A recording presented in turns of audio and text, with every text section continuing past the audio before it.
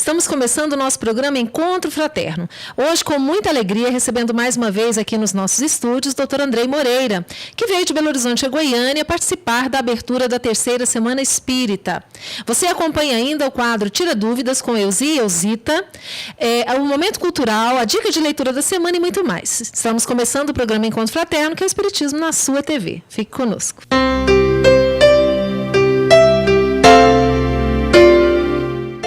Hoje, então, com muita alegria, nós recebemos de novo o Andrei. Andrei, seja bem-vindo a Goiânia, seja bem-vindo ao nosso programa. Muito obrigado, é um grande prazer estar aqui novamente. E nós queremos conversar um pouco com o Andrei hoje sobre um tema muito interessante, que foi inclusive tema do seminário que ele proferiu hoje de manhã, que é sobre o alto amor e as outras potências da alma. Quando se fala em alto amor, amor por si próprio, é isso mesmo? Sim, se trata de amor, valorização e respeito por si próprio, mas dentro de uma perspectiva da imortalidade da alma. Nesta ideia, o alto amor é um movimento que nos conduz ao reconhecimento da fonte de Deus em nós, da nossa herança divina e da valorização de cada um de nós como herdeiros do Pai, ou seja, de cada um de nós como seres dotados de potências, de virtudes a serem desenvolvidas, manifestas e cultivadas. Então, o movimento do alto amor é um movimento do cuidado, da atenção conosco mesmo, dentro do movimento de crescimento da vida, que é um movimento ordenado, que é um movimento sequenciado, que é dentro da tentativa e erro, do recomeço contínuo, que requisita de cada um de nós o auto-perdão, o autoconhecimento, o compromisso consigo, com a vida, não é? É um movimento geral de sustentação e valorização de cada um de nós enquanto potências divinas. Quando nós pensamos nessa questão do alto amor, de nos amarmos, de nos valorizarmos, de nos respeitarmos, vem muitas vezes em nossas mentes a questão do egoísmo. Até que ponto, até que limite nós temos, então, esse amor, esse respeito por nós, mas que nós não passamos para esse lado egóico, do egoísmo mesmo? Essa é uma ótima questão, Ivana, porque alto amor e egoísmo são completamente distintos. O alto amor é uma das expressões do amor, então ele nos conecta naturalmente com o amor ao próximo, com o amor ao outro, porque ele é a expressão de amorosidade. O egoísmo é um movimento do ego, é aquilo que centra nas pseudo-necessidades, nos desejos. O alto amor centra nas nossas necessidades reais, profundas. O desejo, certo dia, nos disse o Dias da Cruz, é como se fosse o horizonte. Então, logo nós nos aproximamos dele, outro se forma mais longínquo. E nunca é suficientemente alcançado, porque há sempre outro se formando mais além. Então, o objetivo do desejo não é se tornar realidade, é ser desejo. O desejo é combustível, não é finalidade. O egoísmo, portanto, ele está baseado nos nossos desejos e não nas nossas necessidades de sustentação para a vida. O alto amor é um movimento que garante aquilo que é justo, aquilo que é necessário para uma subsistência e uma garantia de vida útil para si mesmo e para a sociedade, porque nós não podemos dar para o outro aquilo que nós não temos. Nós não podemos ofertar aquilo que não foi construído. Quando se oferta ao outro aquilo que não se tem ou aquilo que não foi conquistado, então isso não é alto amor, isso é carência afetiva.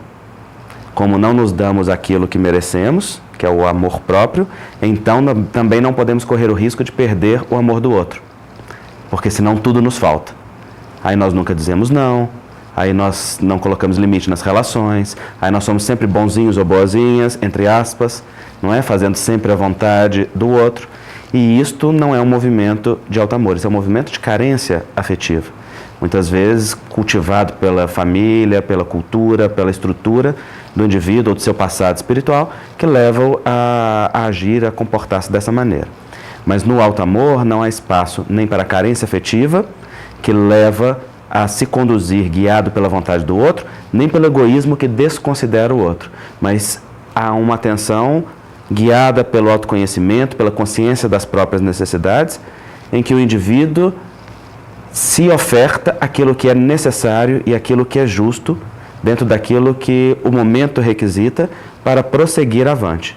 Ou seja, há momentos da vida em que é necessário nós estarmos mais recolhidos, cuidarmos de nós, de ter atenção com os nossos sentimentos, com as nossas emoções, com as nossas atitudes, pensar e refletir a respeito daquilo que é vivido, metabolizar experiências, sentimentos. Há momentos que é da partilha, que é da entrega, que é da divisão, que é da colheita, né? Há momentos que é da abundância, há momentos que são da falta.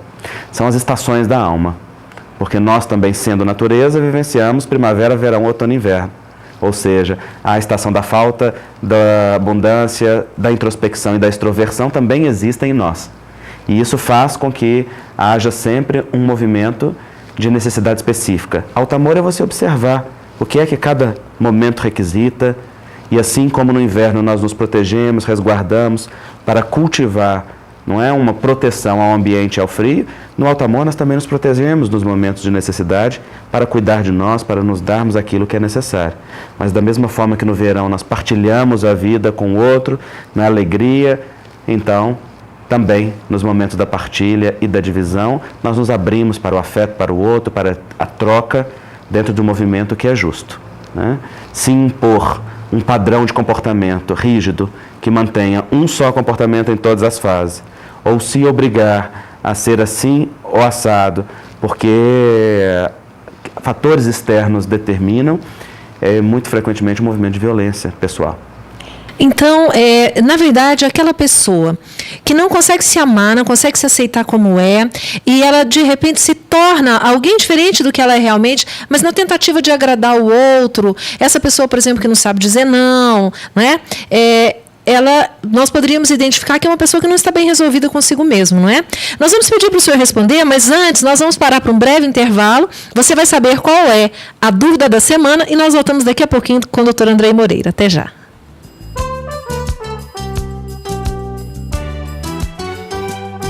Neste programa, o quadro Tira Dúvidas. Hoje contamos com a presença de Elzita Melo Quinta, que vai responder a seguinte pergunta feita pelo telespectador: onde no Evangelho de Jesus a confirmação da lei de causa e efeito, Elzita?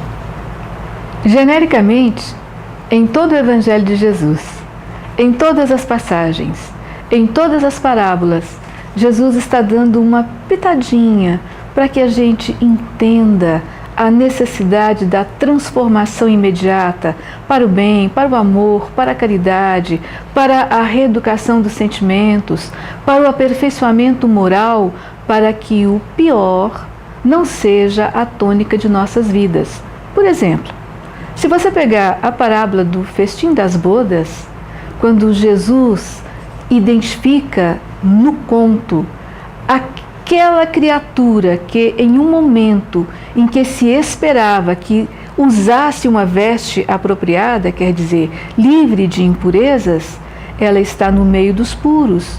Então ele manda lançá-la às trevas exteriores, onde haverá choro e ranger de dentes. O que significa isso? Que a pessoa que não se prepara, que a pessoa que não se purifica, ela vai estar sujeita a reencarnações sofredoras, compulsórias muitas vezes, onde o que mais interessa é o seu esforço nessa transformação. E para que você veja mais detalhadamente, dentro do espírito e do método de Allan Kardec, verifique, por favor, o capítulo 8 de O Evangelho segundo o Espiritismo, onde o insigne codificador comenta uma das passagens das bem-aventuranças. Bem-aventurados aqueles que têm puro o coração. Quer dizer, aqueles que se liberaram de todas as máculas, de todos os defeitos, de todas as tragédias, são aqueles que estão sujeitos a reencarnações felizes. Mas mais precisamente, quando Jesus coloca a questão dos escândalos necessários e ele vai fundo, dizendo: se vossa mão, se vosso olho são motivos de escândalo, é preferível tirá-los do que entrares na vida com este problema. O que significa isso? Lei de causa e efeito. Se a sua mão é motivo de escândalo, significa, se os seus atos, se as suas ações foram de encontro à tranquilidade da lei universal, você vai pagar por isso. Se o seu olho é motivo de escândalo, significa, se você só vê o mal, se você é dado à fofoca, se você só percebe o que há de ruim, fechou, acabou. Você está sujeito a reencarnações, onde você deverá refazer o próprio destino, reconstruindo o próprio modo de ser. Então, Jesus é claro. Realmente, lei de causa e efeito é uma diretriz pedagógica no destino de todos nós. Agradecemos a sua explanação, agradecemos a sua atenção e aguardamos você para o nosso próximo programa. Muito obrigada.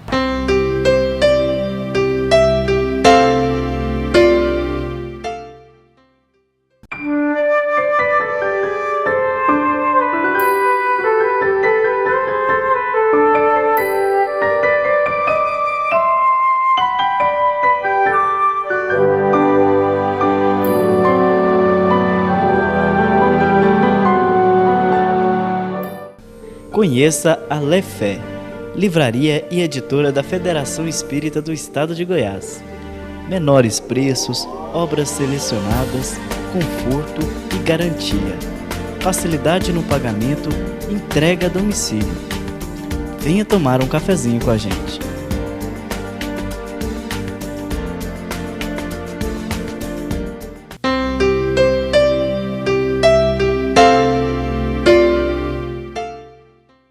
Estamos de volta hoje com um bate-papo muito agradável com o Dr. Andrei Moreira, ele que é presidente da Associação Médico Espírita de Minas Gerais, autor de vários livros, e está em Goiânia proferindo palestras pela Terceira Semana Espírita.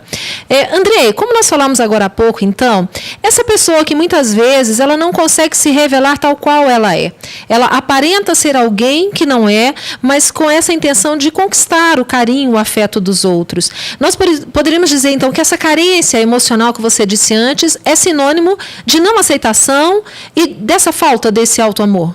Sim, é uma falta de auto-amor, de autorreferência. Então, a pessoa se projeta nas necessidades do outro, naquilo que o outro deseja ver dela, para atender a uma expectativa, a uma idealização, a uma vontade que vem de fora, que não vem de dentro do contato com o próprio coração. Muitas vezes isso é desenvolvido no processo da educação familiar. A pessoa não tem direito a ter direitos, ela é ensinada que deve sempre estar disponível para o outro. Às vezes há ambientes afetivos onde há falta do carinho e do cuidado, que geram como um movimento reativo natural, muito frequentemente, esse tipo de coisa.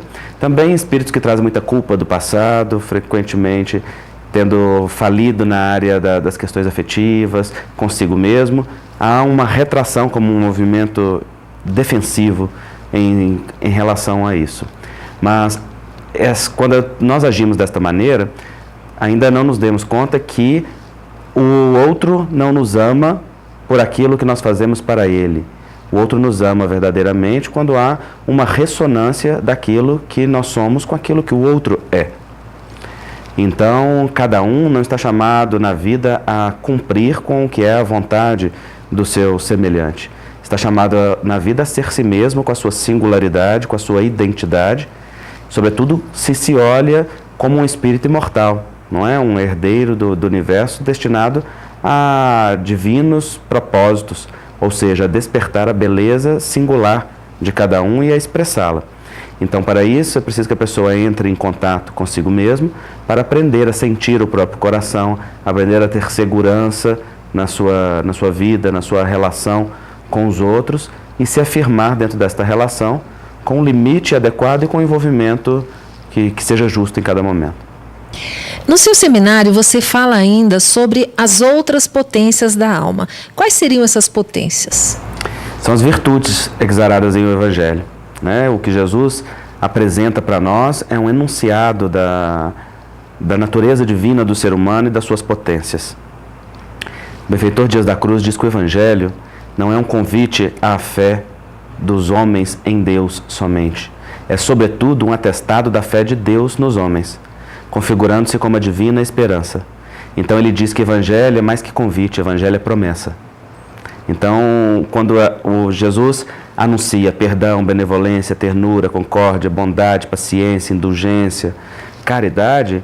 Estas são virtudes que são potências naturais do ser humano destinadas a estar despertas. Aquilo que nós chamamos de mal ou de negação, seja o egoísmo, a vaidade, o orgulho, são a expressão de uma falta, a expressão de uma virtude ou de uma potência que não está desenvolvida e de um autoencontro que ainda está deficiente. Então, quando nós despertamos as potências da alma, quando nós despertamos as virtudes através do exercício, do cultivo, da reflexão a respeito delas e, sobretudo, da sensibilização que o sentimento proporciona, nós despertamos a nossa natureza real, porque é a elas que nós estamos destinados. Quando nós falamos de virtudes, nós poderíamos começar a lembrar de algumas delas, né? A fé, a humildade, a esperança, a caridade. Mas nós lembramos também de uma dificuldade enorme que nós temos, eu tenho certeza que todos nós lidamos com isso, que são os vícios morais, que são aqueles que nos atrapalham, né, um pouco nessa questão do desenvolvimento dessas virtudes. E quando você fala na reflexão das virtudes, será que a virtude também, essas virtudes seriam algo que nós aprenderíamos, algo que poderia se adquirir como hábito de vida? Como Kardec nos fala que a educação é um conjunto de hábitos adquiridos, né? Será que as virtudes também podem ser adquiridas, então, pelo esforço constante, até que se torne hábito na vida da gente? Pode sim, porque na verdade não se trata exatamente de adquirir pelo lado de fora, mas a partir do exercício no meio, na cultura, na sociedade, nós passamos a despertar e acordá-las em nós. Então você tem um estímulo que vem de fora que desperta algo que vem de dentro. Que são os vícios e as nossas dificuldades morais? São reações defensivas perante uma dor, perante um movimento de desconexão momentânea. Então, desconexão essa que em essência é desconexão com o Criador. Então, quando nós estamos imersos nos padrões que fogem das virtudes, que são os vícios, nós estamos na tentativa de buscar um prazer que muitas vezes nos evita olhar para uma questão importante. Nós estamos num hábito adquirido dentro de uma cultura, de uma sociedade, como forma de pertencimento àquele meio, àquela família ou àquele grupo. Nós estamos em uma experiência de negação e aquilo é simplesmente um sintoma da negação. Então, se nós praticamos, por exemplo, a caridade como exercício, essa caridade começa a despertar em nós o sentimento da benevolência. Porque o exercício da caridade externa, o do bem ao próximo, vai nos sensibilizando e vai nos trazendo de volta para o prumo. Não é? Há uma interpretação que é muito interessante, que fala que as nossas virtudes, que nossos vícios morais são as nossas virtudes em um volume aumentado ou diminuído muito frequentemente. Ou seja, uma característica exacerbada ou negada em nós que acaba se transformando e que abre espaço para outros comportamentos, às vezes, autodestrutivos. E se nós afirmamos a virtude e no exato ponto dela, não há espaço para aquilo. Olha que legal, é uma desarmonia sonora. Porque você veja, por exemplo, a iniciativa. A iniciativa é uma virtude. Mas se você tiver excesso de iniciativa, vira controle. Se tiver falta de iniciativa, vira submissão. A iniciativa com a proatividade, ela é construtiva. Mas se você nega isso tendo, fica no movimento de contenção e de autodesvalorização. E, naturalmente, a coisa não caminha. Se fica num excesso que é no controle, desrespeita o movimento que é do outro, da vida. E então se tornam dificuldades. Né? Se nós sabemos regular e fazer o balanço disso, da mesma forma, né? A coisa fica equilibrada. Que bom. Nós estamos numa ótima conversa aqui sobre o alto amor e essas outras potências da alma. Nós vamos fazer um breve intervalo, mas nós voltamos rapidinho. Até já.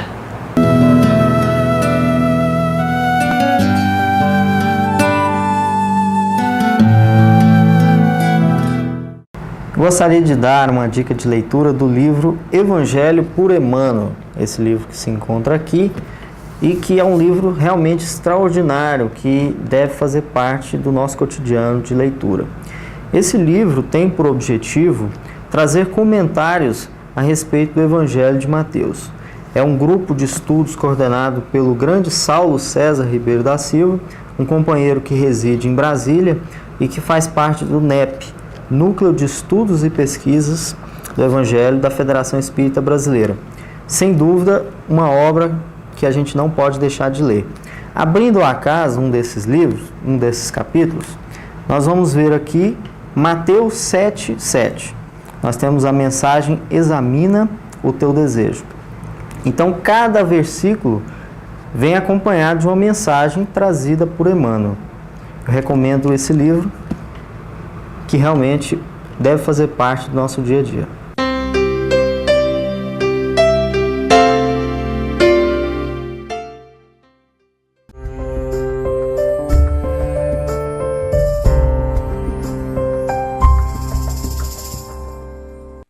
Pílula do dia seguinte é utilizada com objetivo abortivo e, portanto, ela representa um atentado contra a vida. Mesmo sendo dita ou prescrita ou anunciada como sendo uma tentativa de anticoncepção, ela efetivamente é usada por adultos e jovens, objetivando a inviabilidade de uma gravidez que pode ter acontecido naquela noite, no encontro sexual, quando da mulher estando fértil. Logo, ela deve ser excluída como processo de planejamento familiar, porque não é usada como anticonceptivo, e do ponto de vista abortivo, nós espiritistas somos frontalmente contra toda e qualquer medida que promova o aborto, salvo numa exceção, quando a mulher corra risco de vida. Conheça a Lefé, livraria e editora da Federação Espírita do Estado de Goiás. Menores preços, obras selecionadas, conforto e garantia. Facilidade no pagamento, entrega a domicílio. Venha tomar um cafezinho com a gente.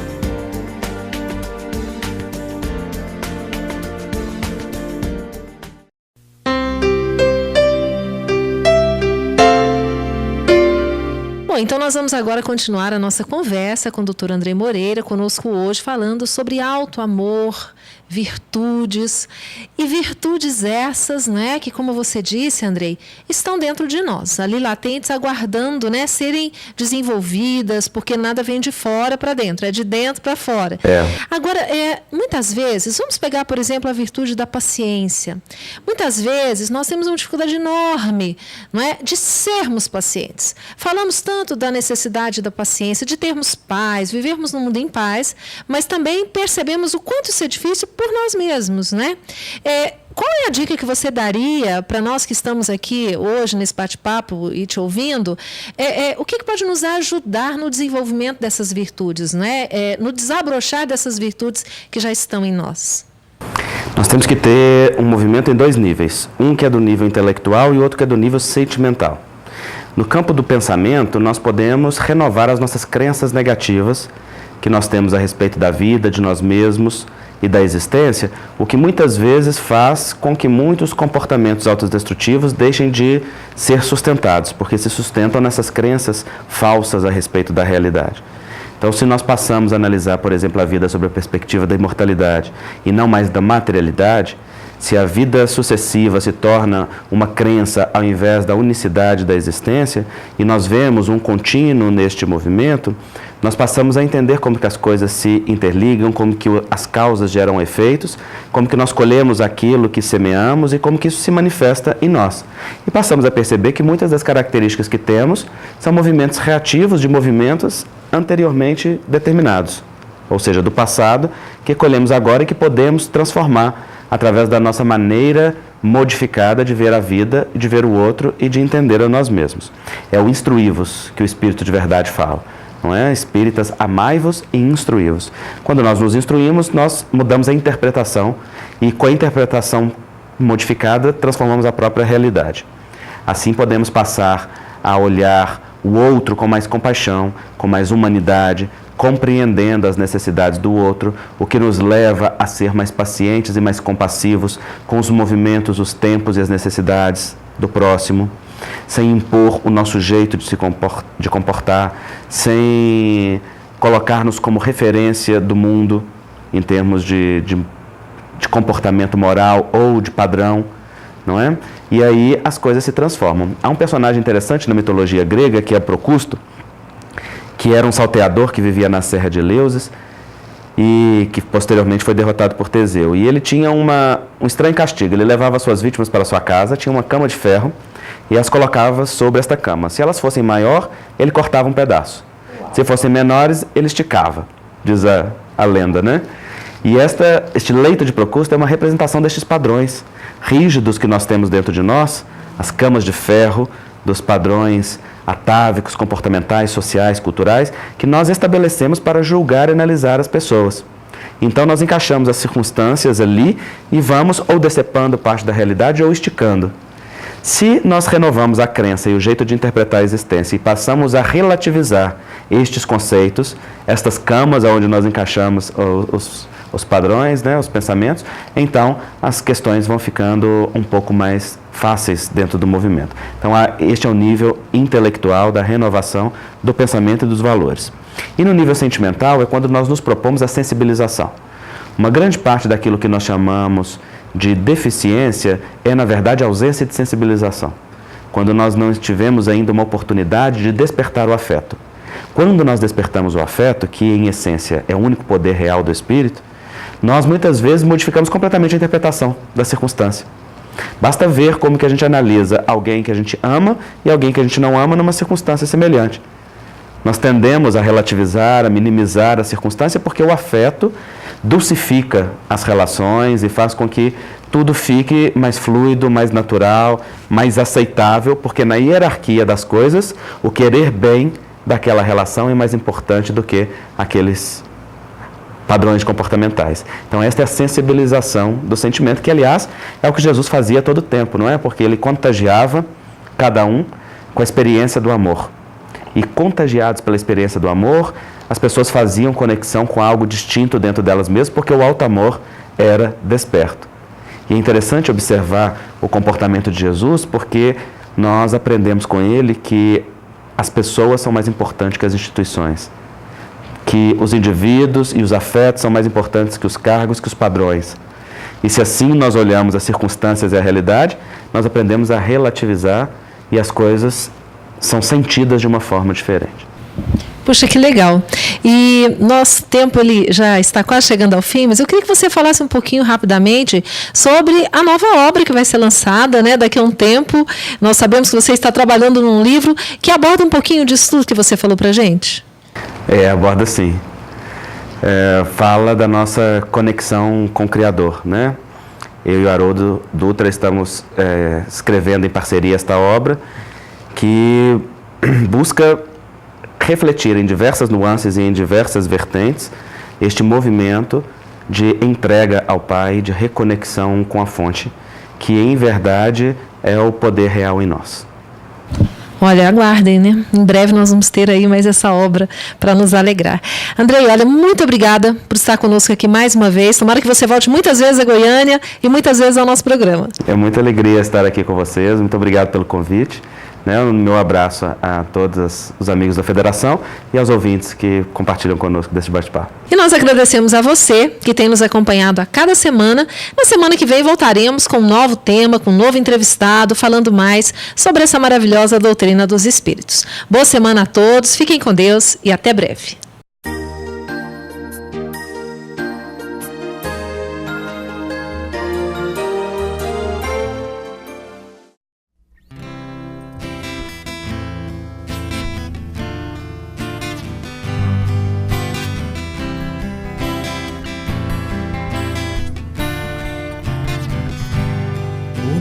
Unificar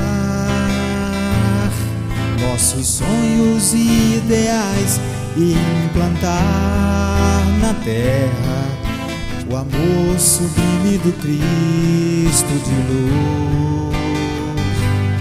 Unificar cada mente que se dispõe a espalhar esse amor, a semente enviada do Cristo Jesus.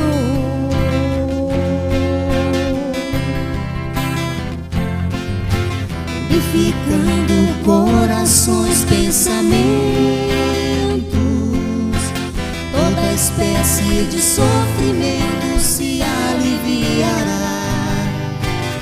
fluindo uma grande corrente de amor.